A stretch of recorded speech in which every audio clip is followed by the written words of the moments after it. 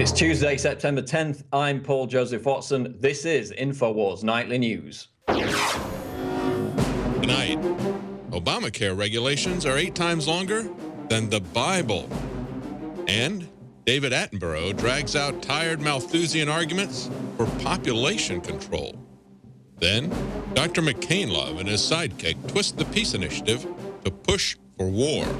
All that and more in tonight's Infowars Nightly News.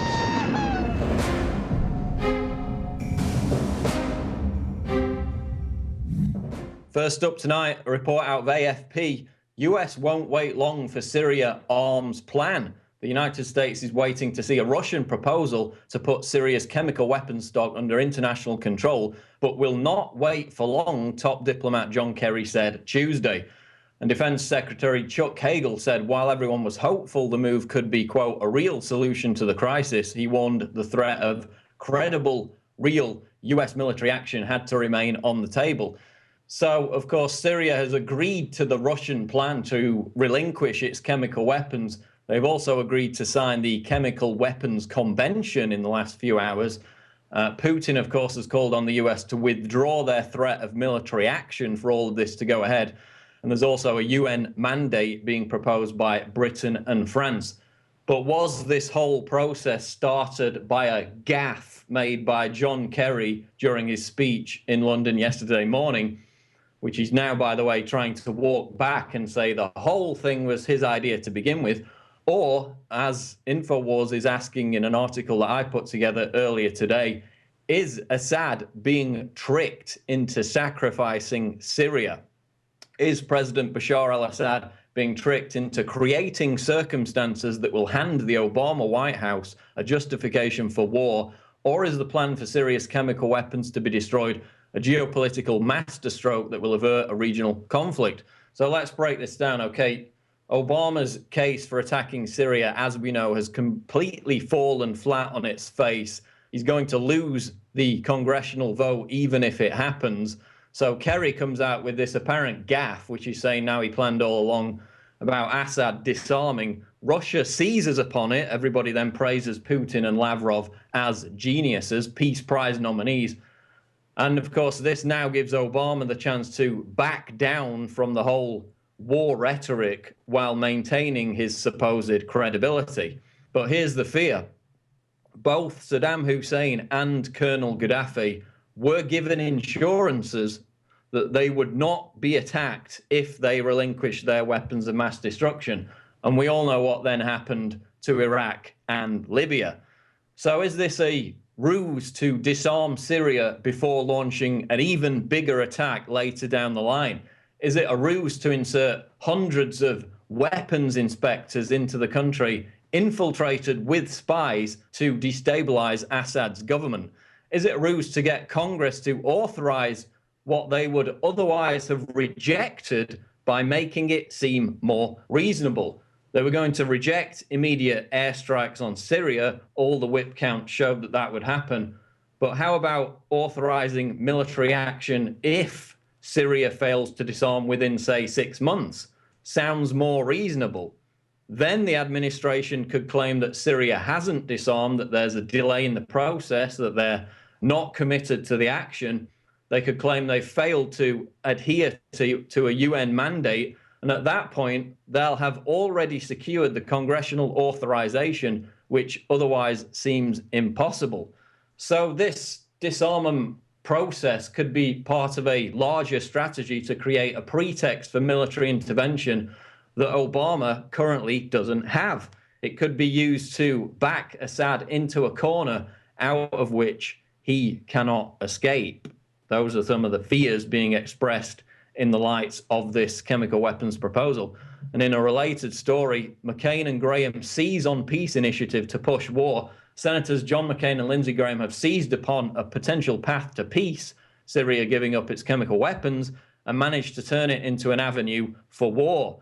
Listen to what they said. Today's development should make members of Congress more willing to vote yes, McCain and Graham said in a joint statement.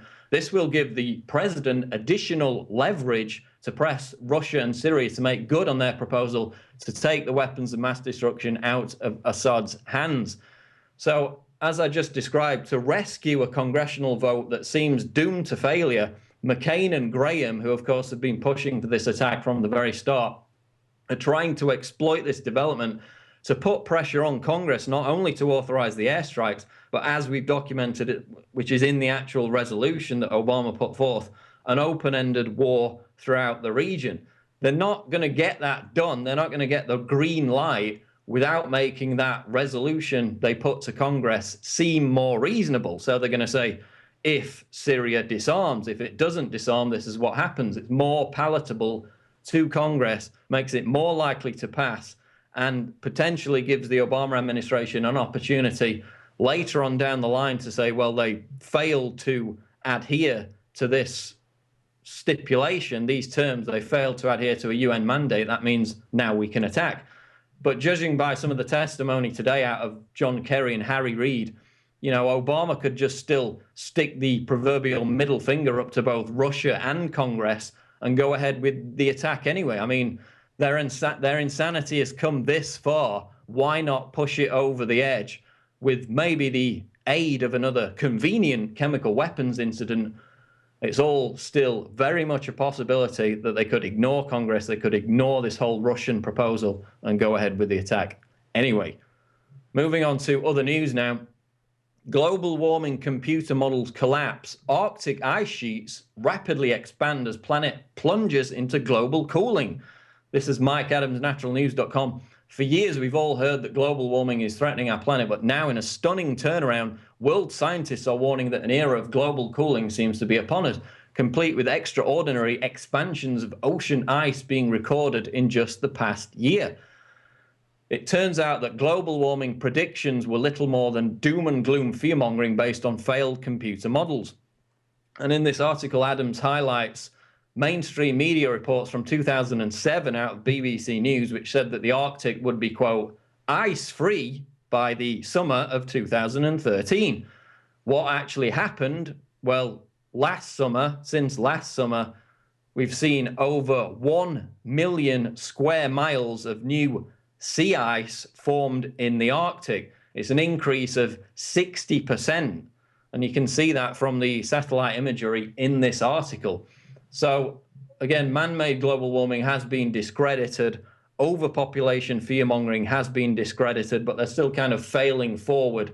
They're still pushing it, which leads on to our next story out of the Daily Mail. It's irresponsible to have big families, so David Attenborough warns overpopulation could mean the end for human evolution. So David Attenborough has suggested it is irresponsible to have a large family in today's overcrowded world. He even appeared, bearing in mind he's got 2 children, to voice support for China's brutal one-child policy, saying the country had recognized it would have too many mouths to feed if it did not impose restrictions on family size. Okay, so we got 3 points here. 1, China's population boom was caused by Chairman Mao telling females to be warrior moms and have 10 kids for the communist military machine. It was an artificially created problem in the first place. And the fact that Attenborough is advocating a policy which, as we've reported, is enforced through forced abortions and female baby infanticide, which is, you know, of course, in China has caused this terrible population imbalance, is completely despicable. It's par for the course with Attenborough, though, because, you know, we've heard this rhetoric from him before. But 2, the UN's own population figures show that global population peaks at 9 billion in about 2050.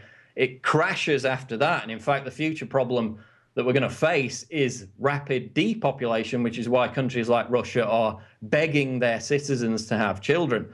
And 3, you know, even if you believe this propaganda, why is Attenborough and the like lecturing Westerners about not having kids? You know, indigenous Western populations are having less children than ever before. I was at a wildlife park a couple of weeks ago now, watching a cheetah display, and they were talking about how they, as an organization, as a business for protecting endangered species, were working with Attenborough and the Optimum Population Trust, of which he is a patron, to brainwash British kids into not having children of their own, in order to save the cheaters. Now, how many wild cheaters are there in Britain to save? 0. So why are they brainwashing British children to not have kids when it has absolutely nothing to do with it? You know, are British kids chopping down rainforest in South America? Are they destroying the habitats of pandas in China? No, that's the work of giant corporations tied in with governments who are often also allied to these phony environmental organizations. So they blame us. Just like global warming, overpopulation is a form of neo-eugenics. The solutions that they offer have nothing to do with saving the cheaters or saving the earth. It's everything to do with lowering our living standards, taking away our freedom, and ushering in their pre-planned, plandopolis agenda of the post-industrial revolution, which they've talked about on many occasions. And overpopulation, fear-mongering is another key integral part of that agenda. Moving on now, CNS News reports Obamacare regulations are 8 times longer than the Bible. Obamacare regulations add up to 10,516 pages in the Federal Register, or more than 8 times as many pages as there are in the Gutenberg Bible. And it says that the final Obamacare regulations published so far amount to approximately, get this, 10,516,000 words. So again, this is coming to the forefront. We've got Senators Ted Cruz and Rand Paul, of course, leading the charge to defund Obamacare. But again, the establishment Republicans have refused to join them. And even though people like Boner and Cantor are offering tacit support, they're being booed off the stage at events because their actions just have no teeth. They're designed to fail. And this is the part of it's all about conservatives slowly coming to the realization that they need to get these rhinos out of office, these Republican in name only, get more people in like Rand Paul and Justin Amash before we even begin to see anything other than a one-party monopoly, which continually, whether it be war, Obamacare, taxes, global warming legislation, continually closes ranks on the key issues while posing as being two competing factions. And finally, would you volunteer to go to Mars if it meant never returning to the Earth? Well, that's what a Dutch company is offering. Bas Lansdorp, a Dutch engineer and entrepreneur, plans to establish a permanent base on Mars in a mission he hopes will take off in 2022 if he can find the necessary $6.49 billion. 1 in 4 of the 202,000 applicants for the one-way trip are Americans, says Mars One, a non-profit group which initiated the hunt for would-be Mars settlers back in April. If they survive the trip, the human Martians will have to deal with temperatures of minus 55 degrees Celsius in a desert-like atmosphere that consists mainly of carbon dioxide. They will also have to be consent to being observed back on Earth full-time as stars of a reality TV show that would help cover expenses. And it's a fascinating philosophical conundrum, isn't it? Would you swap your entire life, your home planet even, to become one of the first humans on Mars and take your place in history? Well, the crazier things get here on Earth, with World War III still looming in our future, I can definitely see why it would appeal to some. And we're going to go to a report by Dan Bidondi on the anniversary of 9/11, which of course is coming up tomorrow, and a special event related to that. Here's Dan Bidondi. Hi, Dan Bidondi here, and tomorrow's 9/11, and this is a special news bulletin. Could we see a possible false flag attack? We had Senator Lindsey Graham warning everybody in the South Carolina area about the possible nuclear strike, and they tie it right into the Syria as we have U.S. prepares to move troops into the Middle East, and they're preparing for war. And that was an article by Kurt Nimmo. And, we see all this coming into play. Now we see the U.S. Marines are moving closer to Libya as 9/11 anniversary approaches. And they keep warning us, 9/11, 9/11, 9/11. Look what happened last year. We had Libya. And how many false flags have we had in the past 10 years alone? And again, can we see a big false flag tomorrow, folks? I mean, I hope and pray to God I'm wrong, but they might stage another false flag just to get public support to go into Libya. Now, however, I'm welcoming anybody in the Northeast area, that's New England area, to join me tomorrow at 1 p.m. Eastern. I'm hosting the biggest 9/11 and false flag awareness rally in New England. And it's going to be 1 p.m. in front of the State House in Providence, Rhode Island, right in front of Kennedy Plaza. So anybody's welcome to come, bring signs, bring whatever you want. Just bring yourself mainly, come out and support it. We got over 100 people so far confirmed coming. And for event information, go to truthradioshow.com, then click on the 9/11 Awareness Rally event banner. Again, truthradioshow.com, and come out and join us. And our goal is to get the public aware of false flags, not just 9/11, but we're focusing on 9/11 because it is 9/11, but about Benghazi, about past false flag events. And we need to get public aware of this because we can see another false flag unfold, as we've seen in the recent past with the chemical warfare in Syria. And, we got Obama and John McCain and all these globalists hell-bent on going to Libya.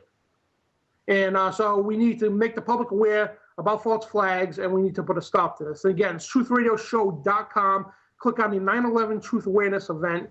And this is Dan Bedondi reporting. That's going to wrap it up for the news, but stay tuned because after the break, David Knight talks to filmmaker Telly Blackwood about having his channel reinstated on YouTube. This is Infowars Nightly News. Don't go away.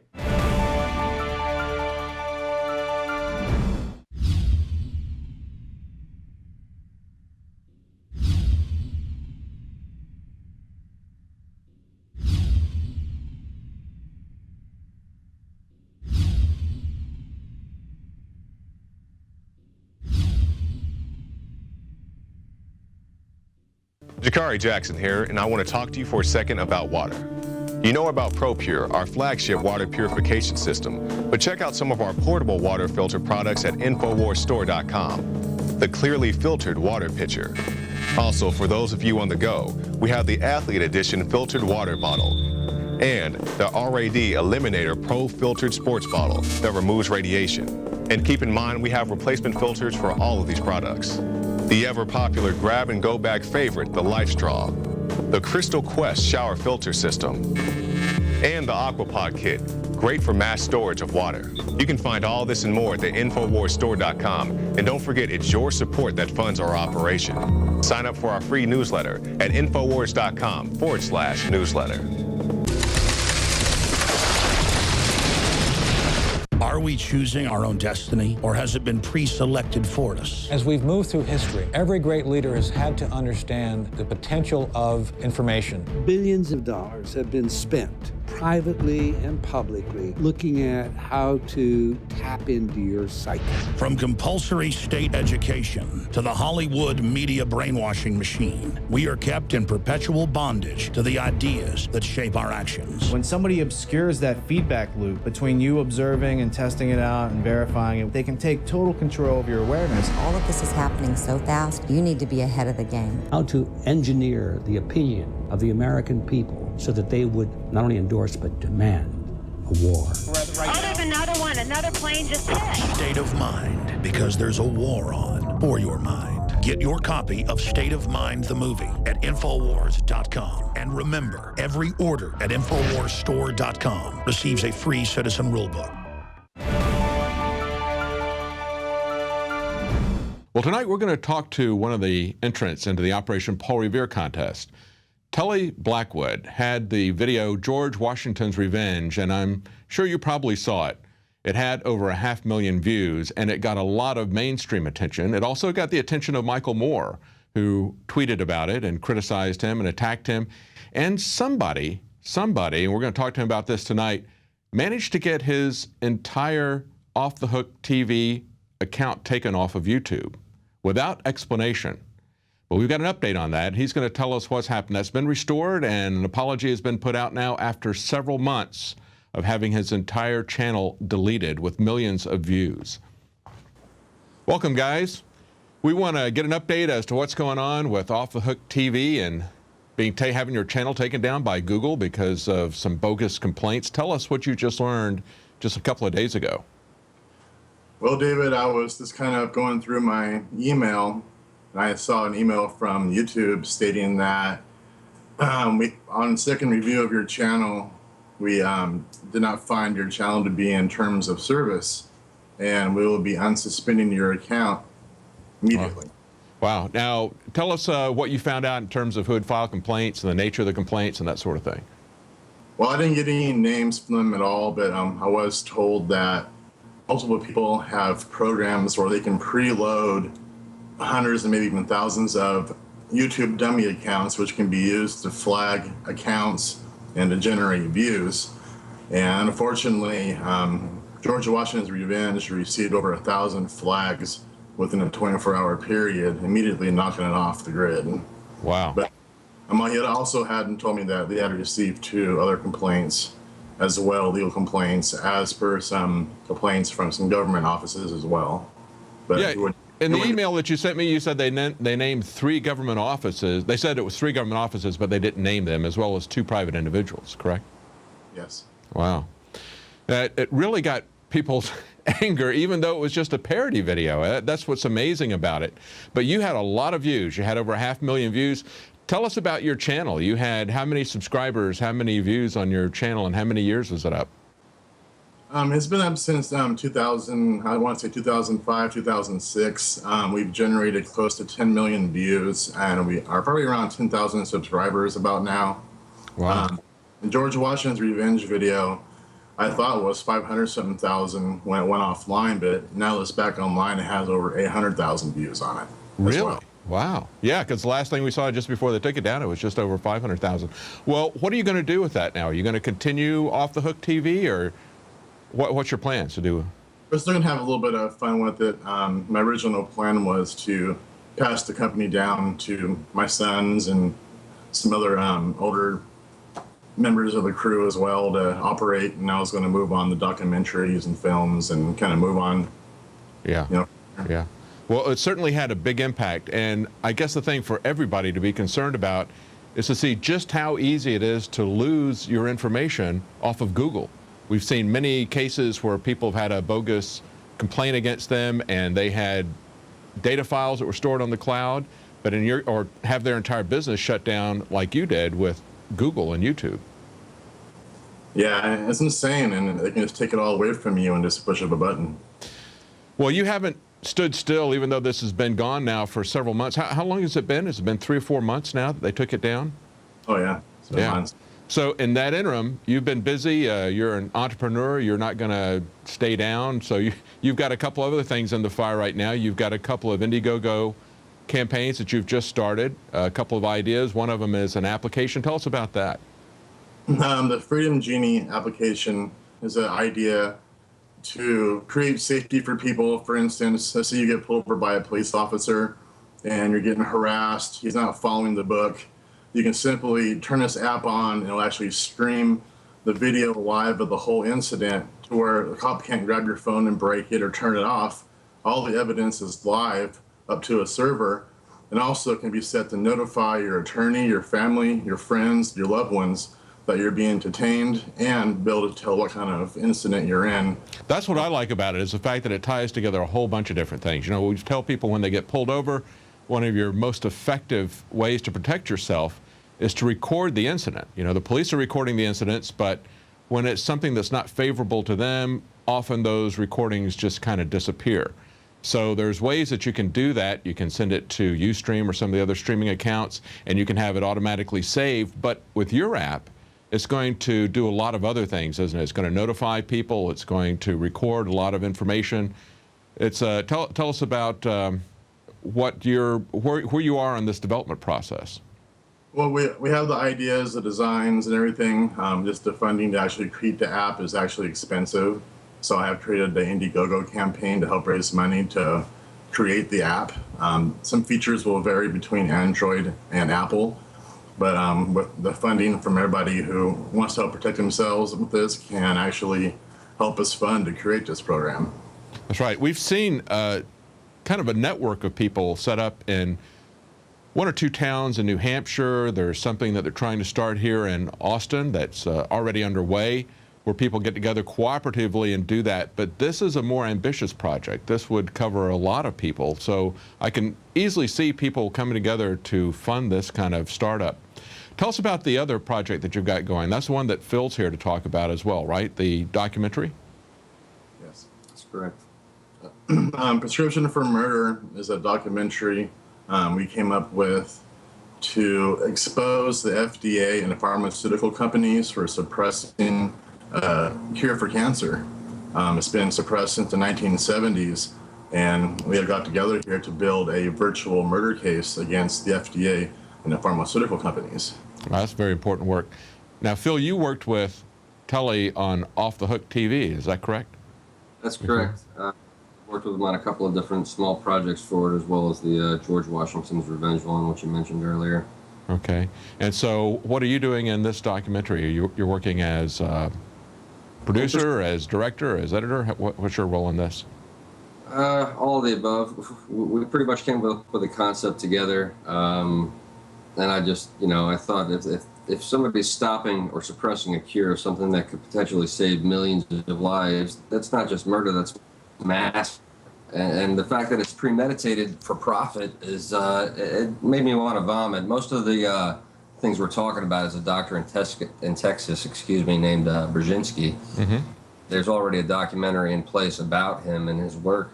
But, it's just, you have to think about how big it is. A lot of people maybe just brush it over or think it's, quackery or some type of herbal medication, but it's not.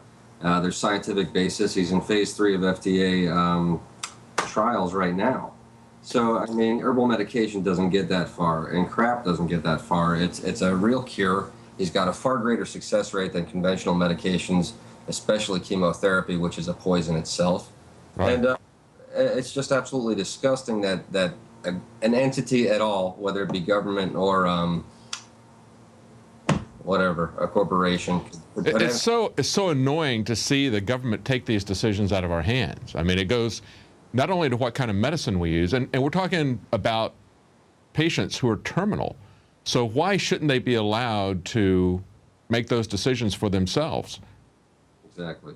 And the harsh thing about the reality of this is a lot of people are forced to go through chemos and all these poisonous remedies that by the time you're able to get to a cure or treatment that might cure you, and most of the time when you get cured by it, you're going to die from all the poisons that they made you go through first before you can seek alternative treatment. That's right. It can compromise your immune system or damage your body in ways that these other treatments can't overcome. We see this type of thing even to the extent of the food that we eat.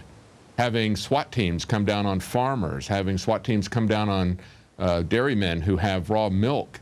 And it's something that really gets people's attention when you start talking about the medical issues.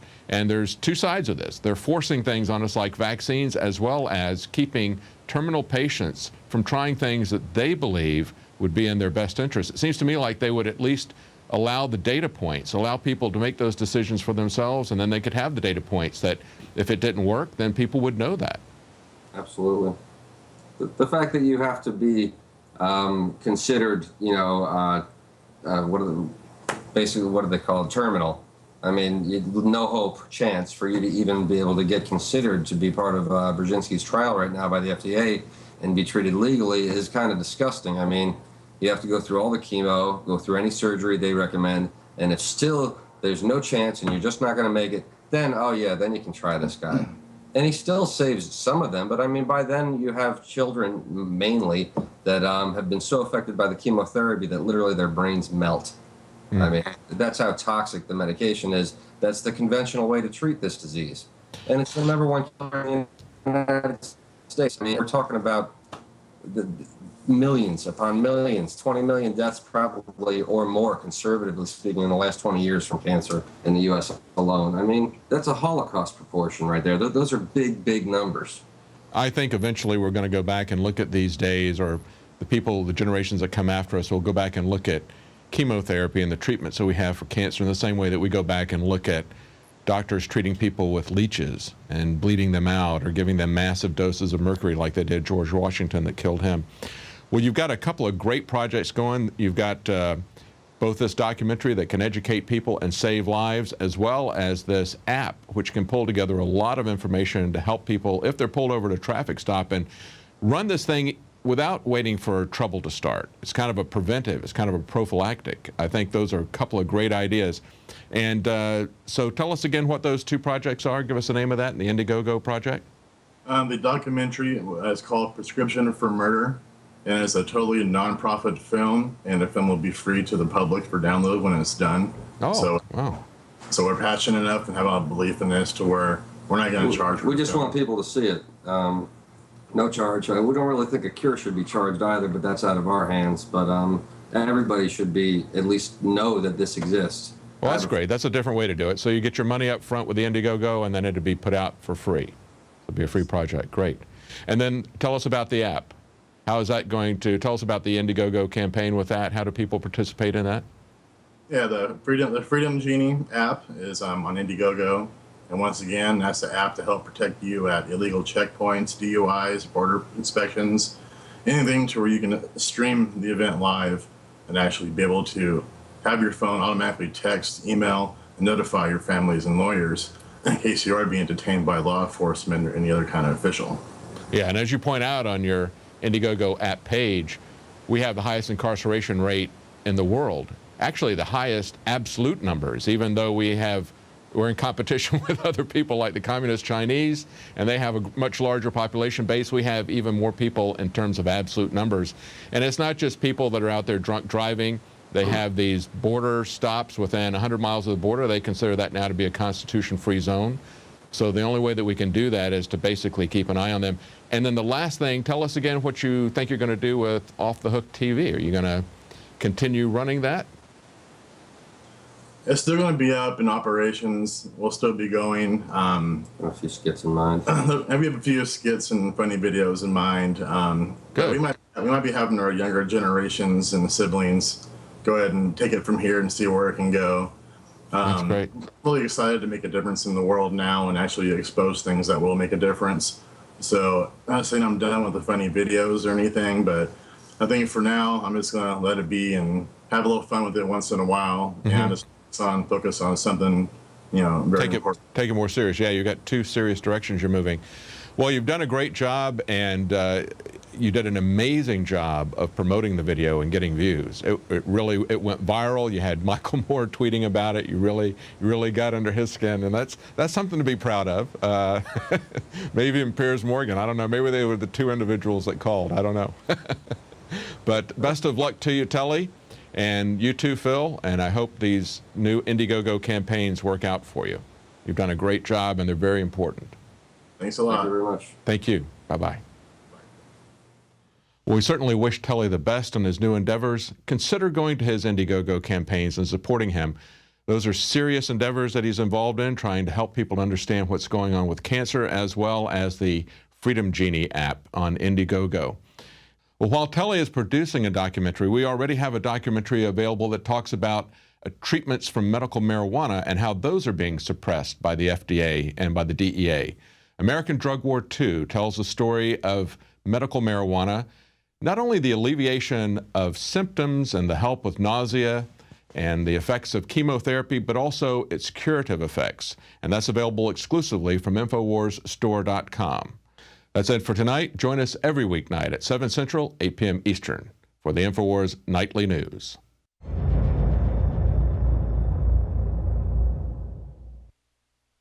Now you can watch Alex Jones live at Infowars.com/show. You'll find links to all of our content there and a free 15-day trial for Prison Planet TV.